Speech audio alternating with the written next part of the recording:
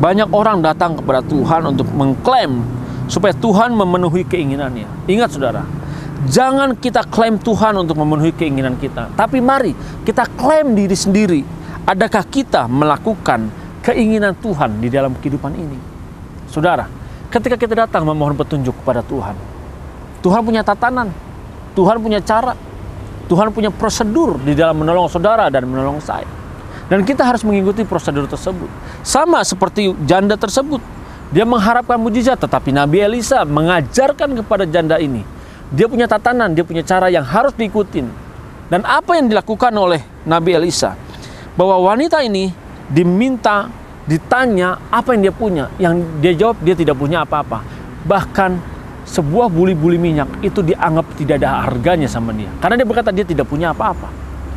Dia menganggap bahwa buli-buli minyak itu tidak berharga dalam dirinya. Saudara, lalu Nabi Elisa memerintahkan kepada wanita ini, pergilah, keluarlah, pinjamlah bejana-bejana yang banyak. Jangan sedikit, bejana-bejana yang kosong. Audio Jungle.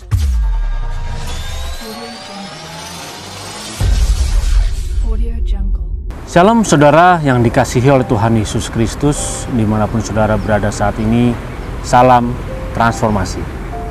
Saudara, ketika kita berada dalam kondisi suasana yang terjepit, kita menghadapi masalah, lalu kita datang kepada Tuhan, kita minta pertolongan Tuhan, kita minta petunjuk Tuhan. Adakah saat kita mendapatkan petunjuk, kita mau turut dan mau taat mengikutinya? Adakah kita mau mengikuti kebenaran yang ada dalam hidup ini? Begitu banyak pertolongan Tuhan datang dalam hidup ini, menunjukkan kepada kita kebenarannya.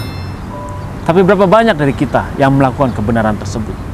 Saudara, tidak sedikit ketika kita menghadapi masalah, kita datang ke gereja, kita ikut altar call, kita minta didoakan oleh pendeta, kita minta supaya semua permasalahan kita selesai, mendapatkan jalan keluar.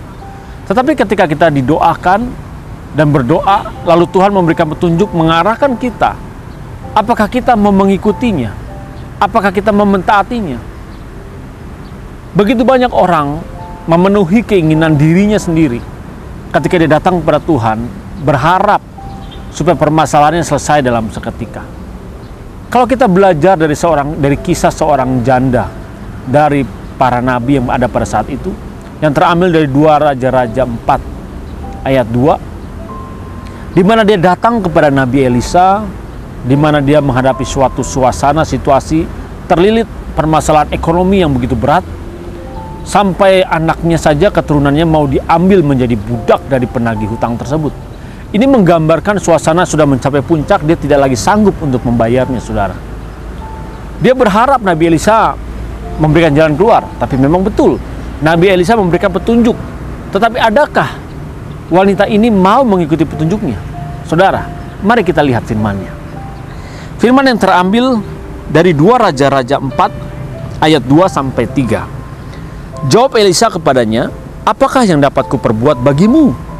Beritahukanlah kepadaku apa-apa yang kau punya di rumah. Berkatalah perempuan itu, hambamu ini tidak punya sesuatu apapun di rumah, kecuali sebuah buli-buli berisi minyak. Lalu berkatalah Elisa, pergilah, mintalah bejana-bejana dari luar, daripada segala tetanggamu, bejana-bejana kosong, tetapi jangan terlalu sedikit. Saudara, ketika wanita tersebut menjawab bahwa hambamu ini tidak punya sesuatu apapun di rumah kecuali sebuah buli-buli berisi minyak, saudara, dia mengharapkan mujizat terjadi dari masalah yang dihadapi. Dia mengharapkan mujizat terjadi itu sekejap. Pada saat itu juga Nabi Elisa mau membayarkan hutang-hutangnya, mau menanggung semua permasalahan ekonomi yang dialami. Tetapi justru Nabi Elisa memberikan saran apa yang harus dilakukan oleh wanita tersebut. Saudara yang dikasihi Tuhan Yesus Kristus, ternyata ketika kita datang kepada Tuhan pun, Tuhan tidak melakukan seperti apa yang kita harapkan. Tuhan punya tatanan. Nabi Elisa pun memberikan tatanan-tatanan cara bagaimana menolong wanita tersebut keluar dari permasalahan yang ada.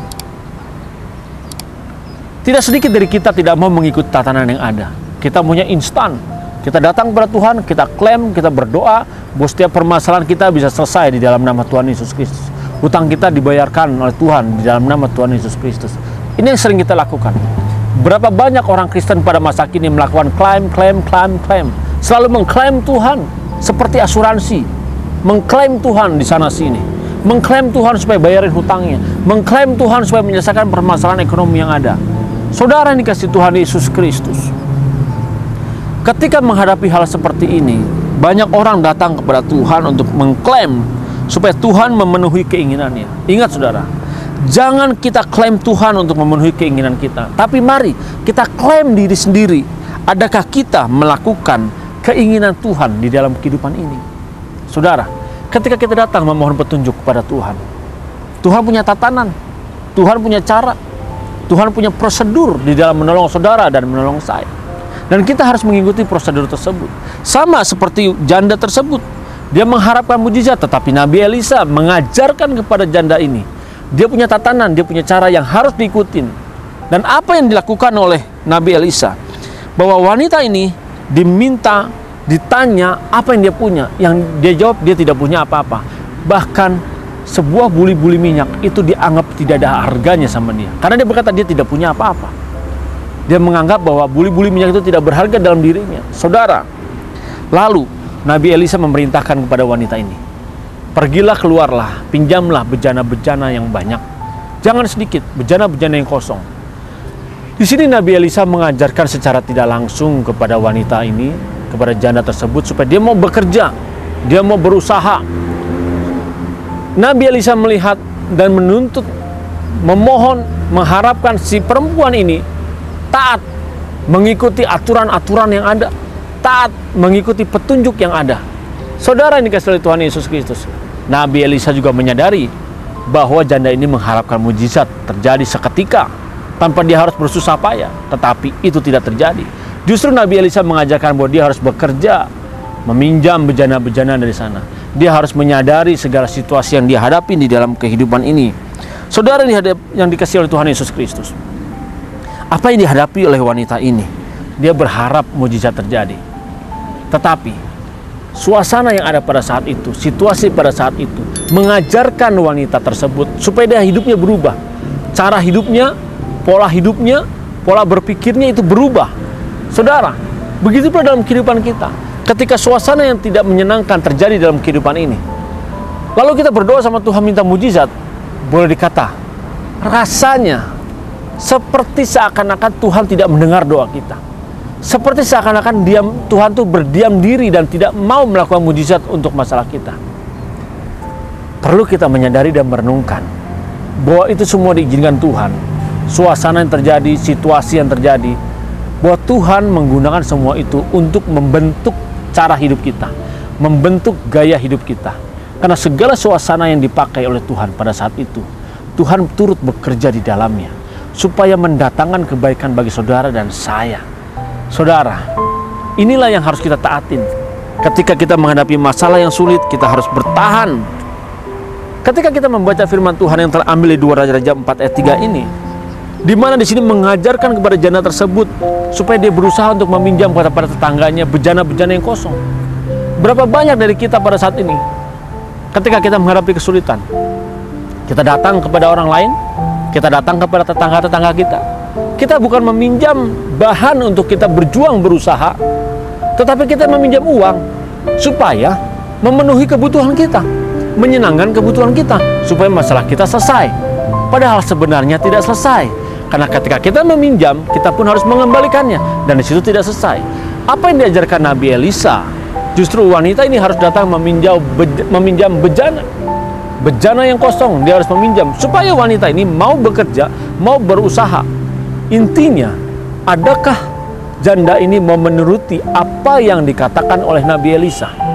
Ketika dia mau menuruti Nabi Elisa, berarti dia benar-benar menghargai cara Tuhan menolong dirinya. Adakah saudara sekarang ini menghargai cara Tuhan menolong diri saudara? Ketika saudara hanya mengklaim Tuhan supaya Tuhan melakukan mujizat, menyelesaikan semua permasalahan yang ada, justru saudara tidak menghargai cara Tuhan untuk menolong saudara. Saudara, bukan berarti Tuhan tidak bisa melakukan mujizat. Tuhan masih dapat melakukan mujizat sampai saat ini.